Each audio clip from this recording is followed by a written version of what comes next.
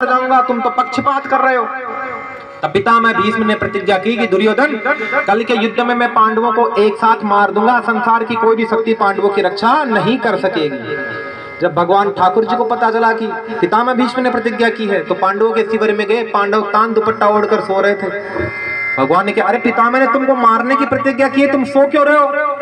उन्होंने कहा, रक्षसिति विश्वासो गोत्रत्वम वर्णम तथा, कि हे भगवान, हमने आप पर विश्वास करके आपका वर्ण कर लिया है, इसलिए हमारे जीने और मरने और हमारी रक्षा करने की जिम्मेदारी तुम्हारी है। हम तो दुपट्टा ओढ़कर सोएंगे, आपका काम है कि आप हमारी रक्षा कैसे करोगे।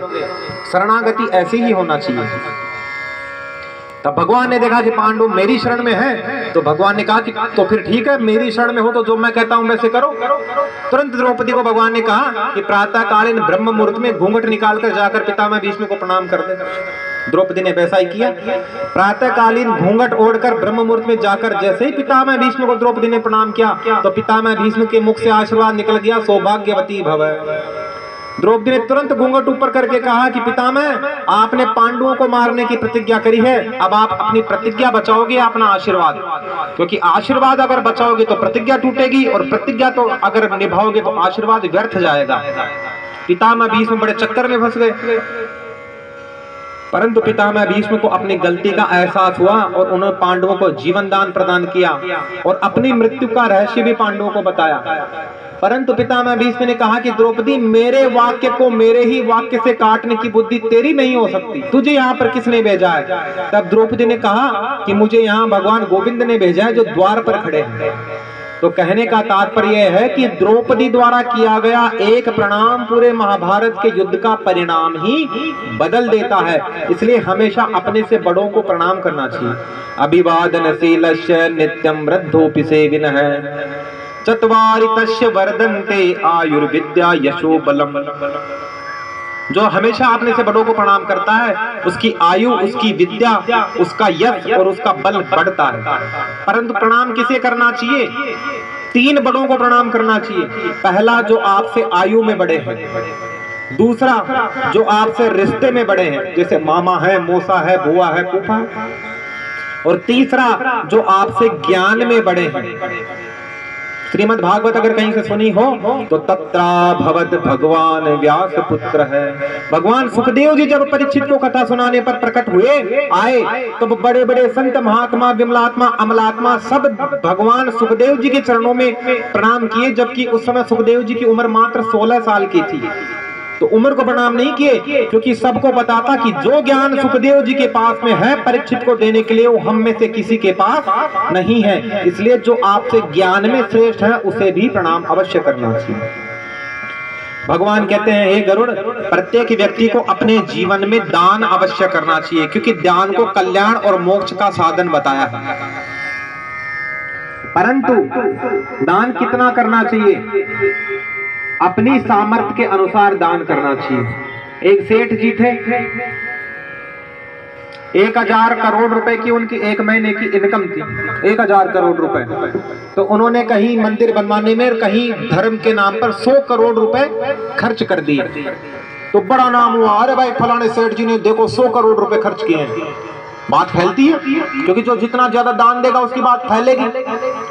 परंतु वो एक निर्धन व्यक्ति था, बेचारा मध्यम वर्गीय, 10,000 रुपए महीने के कहीं से कमाता था। तो उसने भी अपनी तनख्वाह में से 100 रुपए कहीं भगवान के पुण्य के कार्य में दान कर दिए। भगवान कहते हैं, हे गरुड़, 100 करोड़ वाले दान का पुण्य और 100 रुपए के दान का पुण्य बराबर ही होता है। अगर कोई ये सोचे कि मैं जितने ज्यादा पैसे दान करूंगा उतना ही पुण्य मिलेगा, तो संसार का सारा पुण्य पैसे वाले लोग खरीद लेते, क्योंकि जिसके पास जितना ज्यादा पैसा उतना ही ज्यादा पुण्य। आपकी जितनी सामर्थ्य हो उस सामर्थ्य के अनुसार दान करो। सामर्थ्य के अनुसार किया गया दान ही सर्वश्रेष्ठ दान होता है। परंतु दान की करो अवश्य। इसलिए भगवान गरुड़ पुराण में 12 प्रकार के दान बताते हैं। गोभूतिलम हिरण्यादि वासो ध्यान गुडानि च रजतम क्षार कुसुमांडम घृतम कन्या च द्वादशम। गौ माता का दान, भूमि का दान, तिल का दान, सोने का दान, अनाज का दान, कपड़े का दान, चांदी का दान, कुसुमांड का दान, घी का दान और कन्या का दान, ये 12 प्रकार के दान व्यक्ति को अपनी सामर्थ्य के अनुसार अवश्य करना चाहिए। गरुड़ पुराण में भगवान कहते हैं कि हे गरुड़, निद्रादि में थुनाहारा सर्वे नाम प्राणिना क्षमा, ज्ञानवान मानवा प्रोक्त ज्ञानहीन पशु स्मृत है। अर्थात सोना, बच्चे पैदा करना, खाना, भोजन करना, ये तो कुत्ते बिल्ली भी करते हैं और मनुष्य भी करता है। ये तो जानवरों में और मनुष्य में समान रूप से होता है। तो फिर मनुष्य कैसे बनेगा? ये शाम न विद्या न तपो न दानम न ज्ञानम न शीलम न गुणो न धर्म है, ते मृत्युलोके भुवि भारी भूता मनुष्य रूपेण मृगाश्चरन्ति ही। अगर मानव शरीर प्राप्त करने के बाद में भी आपने भक्ति, ज्ञान, वैराग्य, ठाकुर जी के सत्संग को अगर नहीं अपनाया तो आप तो जीते जी साक्षात पशु के समान है। श्रीमद् भागवत में राजा प्राचीन मरी के पुत्र प्रचेता गणों को उपदेश देते हुए नारद जी कहते हैं कि स्वबिट बरा होष्ट खरई पुरुष है संस्तुत है पशु, नयत कर्ण पथोपेत है जातु नाम गदाग्रज है। नारद जी प्रचेता गणों को कहते हैं कि हे प्रचेताओं, जो व्यक्ति मानव शरीर प्राप्त करके भी संसार में पशुओं को जैसा आचरण करता है, उनको देखकर चार नर पशु बड़े खुश होते हैं। ध्यान से सुनना इस कथा को, मैं नहीं कह रहा, नारद जी कह रहे हैं भागवत में। और चार नर पशु कौन से खुश होते हैं? तो पहला नारद जी ने उदाहरण दिया स्वान। स्वान कहते हैं कुत्ते को। कुत्ता आज कलयुग के मानव को देखकर इसलिए खुश होता है क्योंकि आज कलयुग में भाई भाई में आपस में लठ बज रहे हैं, भाई भाई आपस में कोर्ट कचहरी का केस लड़ रहे हैं, और भाई भाई सब बंद और सब आओ जाओ, भाई भाई एक दूसरे के आता जाता नहीं है। तो उनको देखकर कुत्ता बड़ा खुश होता है कि मेरे खानदान के हैं, ये मानव मेरे खानदान के हैं, क्योंकि हम कुत्ते भी आपस में भाई भाई लड़ लेते हैं। इसलिए पहला उदाहरण दिया कुत्ते का। दूसरा उदाहरण दिया वराह है। वराह कहते हैं सुअर को। सुअर क्या करता है? गंदा संदा कीचड़ मिट्टी जो भी जहां से मिला खाया और पेट भर लिया। आज कलयुग में मानव पैसा कमाने के लिए इतना लालायित है कि चाहे किसी की चोरी करनी पड़े, मर्डर करना पड़े, हत्या करनी पड़े, चाहे सड़क खाए, चाहे जमीन खाए, चाहे रिश्वत खाए, चाहे पाप से पैसा कमाए, पर जैसा भी आए अपने पेट में सब कुछ खाने के लिए तैयार बैठा है। तो सुअर बड़ा खुश होता है कि जैसा मैं भी कुछ खा लेता हूँ सब कुछ। आज का कलयुगी मानव भी सब कुछ खाने के लिए तैयार बैठा पड़ा है, क्योंकि रामचरितमानस के उत्तरकांड में तुलसीदास जी वर्णन कहते हैं कि माता पिता भी बालकों को ऐसी शिक्षा देते हैं आजकल कलयुग में। मात पिता बालक ने बोला वही उदर भरई सोई धर्म सिखावई। बच्चा पेट कैसे भरेगा, यही शिक्षा माँ बाप देते हैं। तो दूसरा उदाहरण दिया सुअर का, और तीसरा उदाहरण दिया ऊंट का। ऊंट क्या करता है? गर्भेन तुंग है सिर है। ऊंट करता है ऊंची गर्दन करके, हमेशा संत महापुरुषों को प्रणाम नहीं करता और अपनी ऐंठ घमंड में चलता है। तो आज क्या कलयुगी मानव भी बड़ा एटीट्यूड और ऐंठ में चलता है, और थोड़ी सी बात होती है फलाना सेठ जी का लड़का हूँ, इतने बीघा जमीन और इतने जायदाद पड़ी, खड़ा खड़ा खरीद लूंगा तेरे को, ऐसी बातें करता है। तो ऊंट बड़ा खुश होता है कि मैं जैसे गर्दन सीधी कर कर चलता हूँ ऐसे कलयुग का मानव चलता है। और चौथा उदाहरण दिया है गधा का, खर, और वो हम सब पर आज कलयुग में सटीक बैठता है। गधा क्या करता है? जीवन भर अपने मालिक की खूब सेवा करता है, खूब, पर जैसे ही गधा बूढ़ा होता है मालिक दो डंडे मारकर गधे को घर से बाहर निकाल देता है कि अब ये किसी काम का नहीं है, पड़ा पड़ा इसको खिलाना और पड़ेगा। तो भागवत में नारद जी कहते हैं कि कलयुग में बच्चे भी माँ बाप की सेवा जब तक ही करते हैं जब तक तिजोरी की चाबी उनके हाथ में नहीं आई। जिस दिन तिजोरी की चाबी बच्चे के हाथ में आ गई तो वार्ताम न पृच्छति को अपि गेहे, तुम्हें घर में कोई पूछने वाला नहीं है। संसार में जो भी लोग हैं आपको स्वार्थ से प्रेम करते हैं। बच्चे माता पिता से तब तक ही प्रेम करते हैं जब तक माता पिता अपनी संपत्ति और प्रॉपर्टी बच्चों के नाम नहीं कर दे। जिस दिन आपने प्रॉपर्टी बच्चों के नाम कही तो आपकी हालत उस गधे के जैसे हो जाएगी, घर में कोई नहीं पूछेगा। चरपतंजलि में भगवान शंकराचार्य कहते हैं यावत वे तो पार्जन सकता है तावन निज परिवारे रक्त है, पश्चात जर्जर भूते देहे वार्ताम न पृच्छति को अपि गेहे। घर में कोई नहीं पूछेगा। इस प्रकार भगवान कहते हैं। आत्मा का स्वरूप भगवान ने बताया कि हे गरुड़, आत्मा का स्वरूप सुनो। आत्मा किसी काल में मरती नहीं है, वह नित्य अजन अमर अविनाशी है। जिस प्रकार हम लोग एक कपड़े को छोड़कर दूसरा कपड़ा पहन लेते हैं, एक पुराने कपड़े को त्याग कर नया वस्त्र धारण कर लेते हैं, ऐसे ही यह जीव आत्मा एक शरीर को छोड़कर दूसरा शरीर धारण कर लेती है, परंतु जीव आत्मा कभी मरती नहीं है। भगवत गीता में भगवान अर्जुन को यही तो कहते हैं कि वासांसि जीर्णानि यथा विहाय नवानि गृह्णान्ति नरो पराणि तथा शरीराणि विहाय जीर्णानि ययाति संयानि नवान देहि। क्योंकि आत्मा को ना कोई शस्त्र काट सकता है, ना अग्नि जला सकती है, ना वायु सुखा सकती है, ना जल डुबो सकता है। इसलिए भगवत गीता में भगवान कहते हैं नैनम छिद्दन्ति शस्त्राणि नैनम दहति पावकः न चैव क्लेदयन्त्यापो न शोषयति मारुतः। ये आत्मा का स्वरूप भगवान ने बताया। संसार ब्रह्म सत्यम जगन मिथ्या, संसार में सत्य सिर्फ ठाकुर जी का भजन है, और जो संसार आपको दिख रहा है ऐसा संसार नहीं होता। आज से 100 साल पहले हो सकता है इस जगह ये पार्क नहीं था, और हो सकता है आज के 100 साल बाद में ये पार्क यहाँ पर नहीं हो। संसरती इति संसार है, ये प्रतिदिन खिसकता ही रहता है, और हम चाहते हैं कि ऐसा ही बना रहे, यही दुख का कारण है। इसलिए संसार एक निद्रा के सपने के समान है। जैसे एक व्यक्ति सो रहा था इसी के कमरे में, उसको सपना आया कि सपने में वह जंगल में कहीं खो गया और एक जंगली हाथी उसके पीछे पड़ा। अब उसने सपने में देखा कि जंगली हाथी पीछे पीछे, वो व्यक्ति आगे आगे दौड़ रहा है। थोड़ी देर में उसके सपने में उसने देखा, लेकिन हकीकत में उसके पसीने आ गए, घबरा गया, डर गया सोने। कभी कभी हम भी डरावना सपना देखते तो डरने लग जाते हैं। थोड़ी देर में उसने देखा कि जैसे ही हाथी ने सूंड से पकड़ उसको जमीन पर पटका, और जैसे ही हाथी ने अपना पैर उसके सिर पर रखने का प्रयास किया, तो ही उसकी आंख खुली और चिल्लाया बचाओ। उसके पास में दूसरा व्यक्ति सो रहा था, उसने दी कान पे खींच के, खड़ा हो, क्या हो गया, आराम से सो रहा है, क्या पकड़ लिया तेरे को? उसने कहा अरे महाराज तूने बचा लिया, नहीं आज हाथी मार देता। परंतु सत्यता तो यह है कि जब आंख खुली तो ना जंगल मिला ना हाथी मिला, वो व्यक्ति बिना ही परेशान हो रहा था। इसलिए यह संसार जिस दिन आपकी आंख खुलेगी, जिस दिन आप उस वैराग्य को अपनाओगे, तब आप वास्तव में पाओगे कि हम संसार में जिन माता पिता परिवार वालों के लिए दुखी हो रहे थे, वह वास्तव में दुख का कारण है ही नहीं।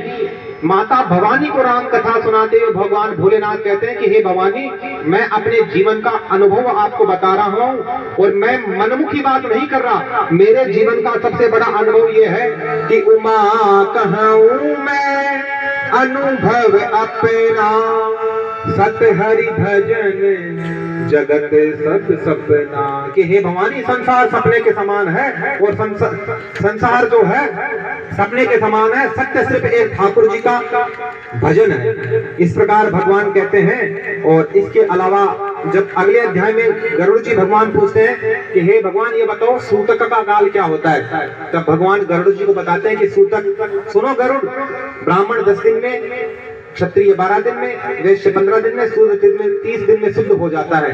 पर ध्यान देने की बात यह है कि मृतक के सूतक में 10वें दिन से पहले कभी भी स्नान नहीं करना चाहिए। शास्त्र स्पष्ट रूप से लिखते हैं। हम लोग कहीं कथा में जाते हैं तो कुछ यजमान पूछते हैं कि पंडित जी महाराज 10 दिन को नान कौन कर पावला, 5 दिन को ही कर लिया गई, 7 दिन को ही कर लिया गई। अरे आप चाहे उसी दिन का कर लो, पर शास्त्र स्पष्ट रूप से कहता है कि 10वें दिन से पहले कभी भी शुद्धिकरण नहीं होता है। भगवान कहते हैं हे गरुड़, 4 पीढ़ी तक 10 रात्रि का सूतक होता है, 5वीं पीढ़ी में 6 रात्रि का, 6ठी पीढ़ी में 4 रात्रि का, और 7वीं पीढ़ी में 3 दिन का सूतक होता है। और 7वीं पीढ़ी के लोग, ऊपर के लोग उसी दिन स्नान करने से शुद्ध हो जाते हैं। कन्या की सगाई हो जाने पर दोनों पक्षों को 3-3 दिन का सूतक लगता है। सूतक में क्या क्या कर्म नहीं करने चाहिए, परिवार के लोग अवश्य ध्यान दो, क्योंकि आपके सूतक लगा हुआ है। जो बाबूलाल जी के परिवार के जो लोग हैं, आप अवश्य ध्यान दो कि सूतक में क्या क्या नहीं करना चाहिए। तो भगवान बताते हैं संध्या दानम जपम होमम स्वाध्यायम पितृतर्पणम ब्रह्म भोज्यम तथा नेव्यम कर्तव्यम मृत सूतके। मृतक के सूतक में संध्या नहीं करनी चाहिए। अगर कोई आपके घर पे कोई याचक आ जाए मांगने, तो उसको आटा या भोजन मत दो, दक्षिणा दे दो, पर आपके घर से बना हुआ अन्न उसको दान में मत दो, दक्षिणा दे दो। तो संध्या दानम जपम, जप नहीं करना चाहिए, हवन नहीं करना चाहिए। वेद पुराण सुन सकते हैं पर उनका बैठकर स्वाध्याय नहीं करना चाहिए, पितरों का तर्पण नहीं करना चाहिए, ब्राह्मणों को भोजन भी नहीं करवाना चाहिए। इसलिए तो हम 11 और 12 को ब्राह्मण भोजन करवाते हैं। सूतक काल में ब्राह्मण भोजन भी नहीं करवाना चाहिए। ये सब काम सूतक काल में वर्जित है। अगले अध्याय में भगवान मोक्ष का निरूपण करते हुए बताते हैं। देखो आज का जो समय भी पूर्णता की तरफ है। आज का जो गुरु परंपरा से हमें जो ज्ञान मिला है वह हम दिव्यंगत दिव्यात्मा श्री बाबूलाल जी सोनी के चरणों में सुपुर्द करते हैं कि ठाकुर जी दिव्यंगत दिव्यात्मा को अपने चरणों में मोक्ष प्रदान करें और संसार से इनका आवागमन छूट जाए। ये हम प्रार्थना कर रहे हैं। परंतु ध्यान देने की बात यह है कि मोक्ष प्राप्त करने के लिए मरने की जरूरत नहीं है। कुछ लोग कहते हैं भगवान ऐसी कृपा करना मरा जाए तो मोक्ष मिल जाए। अरे मोक्ष प्राप्त करने के लिए तुमको मरने की जरूरत कहां पड़ रही है? मरने की जरूरत नहीं है मोक्ष प्राप्त करने के लिए। आप जीते जी ही मोक्ष प्राप्त कर सकते हो और जीते जी ही मोक्ष के उत्तराधिकारी बन सकते हो। सिर्फ 3 सिद्धांत अपने जीवन में अपना लो। ध्यान से सुनो, क्योंकि संसार में प्रत्येक व्यक्ति मोक्ष अवश्य चाहता है। तो श्रीमद् भागवत के 10वें स्कंद के 48वें अध्याय में जब ब्रह्मा जी 40 श्लोकों में भगवान की स्तुति करते हैं तो ब्रह्मा जी कहते हैं कि जो व्यक्ति अपने जीवन में 3 बातें अपना लेता है उसका मोक्ष 100% होता है। बस 3 बातें अपने जीवन में अपना लो। तत्तेनुकंपा सुसमीक्षमाणं भुञ्जान एवात्मकृतं विपाकम् रद्वाग्वपुर्भी विददन् नमस्ते जीवेतयो मुक्ति पदे सदाय भाग। ब्रह्मा जी कहते हैं जीवेतयो मुक्ति पदे सदाय भाग। सिर्फ 3 सिद्धांत जीवन में अपना लो, आपकी मोक्ष 100% होगी। पहला सिद्धांत तत्तेनुकंपा सुसमीक्षमाणम्। तत्ते अनुकंपा सुसमी अक्षमाणम, अर्थात जीवन की प्रत्येक परिस्थिति में ठाकुर जी की कृपा को अनुभव करना सीखो कि भगवान जो भी करते हैं हमेशा सही करते हैं। इस सिद्धांत को जीवन में अपना लो। करहूं सदा तिनकी रखवारी जिन बालक राकई मैं तारी, तुलसीदास जी लिखते हैं। परंतु हमारे जीवन में जब दुख आता है तो हम हे भगवान या काई करो ऐसा भाव रखते हैं मन में। परंतु ये ध्यान रखा करो कि भगवान जो भी करते हैं हमेशा बिल्कुल सही करते हैं। इस सिद्धांत को अपना लो। एक उदाहरण से सुनो। एक राजा था, अपनी तलवार को पैनी कर रहा था तो खुद की तलवार से राजा की खुद की उंगली कट गई। मंत्री के मुख से निकल गया भगवान बढ़िया करो, पैंडो छूटे जो कट गई जो बहुत बढ़िया हुई।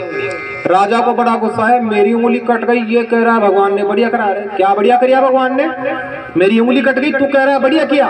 राजा ने तुरंत आदेश दिया कि इस मंत्री को जेल में पटको। ये कह रहा है भगवान ने बढ़िया किया। क्या बढ़िया किया? मेरी उंगली कट गई, पटक दिया। 1 महीने बाद राजा जंगल में शिकार खेलने गया और राजा को जब मार्ग जंगल में भटक गया तो कुछ भीलों ने पकड़ लिया, क्योंकि भीलों को एक नर बलि की जरूरत थी। तो भीलों ने जैसे ही पकड़कर राजा को लेके आए और तलवार निकालकर जैसे राजा की गर्दन काटनी चाहिए तो भीलों के सरदार ने कहा अरे इसकी तो उंगली पहले से ही कटी हुई है। जिसकी शरीर का कोई अंग कटा फटा हो उसकी बलि नहीं लगती है, देवी माँ उसकी बलि स्वीकार नहीं करती है। कोई स्वस्थ पुरुष लेके आओ जिसका अंग का कोई कटा फटा नहीं हो। और राजा को छोड़ दिया। राजा जंगल से दौड़ा और दौड़ा दौड़ा तुरंत अपने राज्य में गया और जाकर मंत्री को जेल से निकलाया। मंत्री तूने उस दिन बिल्कुल सही कहा था, भगवान ने बढ़िया किया। नहीं उस दिन अगर मेरी उंगली नहीं कटती तो आज मेरी गर्दन कट जाती। बढ़िया किया था भगवान ने उस दिन उंगली कटे। पर राजा ने यह भी पूछा कि मंत्री ये बता कि भगवान ने तेरे ऊपर क्या कृपा करी जो तू 1 महीने तक बिना किसी अपराध और बिना किसी कोई दंड के तू जेल में पड़ा रहा। तो मंत्री ने कहा भगवान राजन, ठाकुर जी ने तुमसे ज्यादा बड़ी कृपा मेरे ऊपर करी जो 1 महीने तक मैं जेल में पड़ा रहा। अगर मैं जेल में नहीं पड़ा होता तो तुम्हारे साथ शिकार पर मैं चलता और वो गर्दन मेरी कट जाती। इसलिए ठाकुर जी ने बढ़िया किया जो मैं 1 महीने जेल में पड़ा रहा। इसलिए मोक्ष प्राप्त करने के लिए तत्तेनुकंपा सुसमीक्षमाणम्, हमारे जीवन में ठाकुर जी जो भी करते हैं वो सही करते हैं। इस सिद्धांत को अपना लो। दूसरी बात, इस सिद्धांत को अपनाने से जीवन के समस्त दुख भी दूर हो जाएंगे, क्योंकि जब आपके काज में कुछ है ही नहीं, करते तो सब कुछ ठाकुर जी हैं, तो आपके पास में कुछ है ही नहीं, तो जैसा भी सुख या दुख जीवन में आएगा आप उसको हंसकर भोग लोगे। इसलिए तत्तेनुकंपा सुसमीक्षमाणम्, हमेशा ठाकुर जी जो करते हैं अच्छा करते हैं, इस सिद्धांत को अपनाओ। भुंजान एवात्म कृतम विपाकम। दूसरा उदाहरण दिया है, दृष्टांत दिया है कि जीवन में आने वाले सुख और दुख को अपने ही किए गए कर्मों का फल मानकर भोगो। आपने ही कोई गलत कर्म किया है, आपने आइसक्रीम खाई है तो आपको जुकाम हो गई। अब जुकाम हो गई तो ठाकुर जी ने जुकाम नहीं कर दी, तुमने खुद ने जुकाम करी है आइसक्रीम खा के। इसलिए जीवन में आने वाले सुख और दुख को अपने कर्मों का फल मानकर ग्रहण करो। और हृदवाग वपुर बेरे विदन नमस्ते, हृदय से वाणी से अगर हम ठाकुर जी का भजन कीर्तन करेंगे तो जीवे तयो मुक्ति पदे सदाए पास। व्यक्ति जीवित ही मुक्ति पद का उत्तराधिकारी हो जाता है। जीवन में हमेशा ठाकुर जी की भक्ति को अपनाओ। भगवान गरुड़ को भक्ति योग का उपदेश देते हुए कहते हैं, गरुड़ सुनो, आज दुनिया में लोग भक्ति कम और अंधभक्ति ज्यादा करते हैं। अंधभक्ति समझते हो कैसे? माताएं करती हैं, भगवान हमारी बहू रानी कई बार बेटो जा तो एक रामायण जी में भी बचवा जाला। और पुरुष वर्ग करते हैं, भगवान हमारा लड़का अगर नौकरी लग जाए तो एक स्वामी माँ की तरफ से भी मान लीजिए। मतलब आप स्वार्थ की भक्ति कर रहे हो। भगवान आपको बेटा दे या आपके बच्चे की नौकरी लगाए तब आप भगवान की भक्ति करोगे या उनके लिए कुछ करोगे। ये भक्ति नहीं, अंधभक्ति होती है। शुद्ध भक्ति की परिभाषा श्रीमद् भागवत में सूत जी भगवान कहते हैं कि शुद्ध भक्ति क्या होती है। तो सैवे पुंसा परो धर्मो ययो भक्ति रुधोक्षजे अहेतु किम अप्रतिहता ययात्मा संप्रसीदति। बिना किसी कारण के, बिना किसी सांसारिक पदार्थ की चाह के हम जो ठाकुर जी की भक्ति करते हैं वही शुद्ध भक्ति होती है कि हे गोविंद मुझे आपके अलावा आपसे और कुछ नहीं चाहिए। जैसी भक्ति प्रहलाद जी ने की, जैसी भक्ति ध्रुव जी ने की।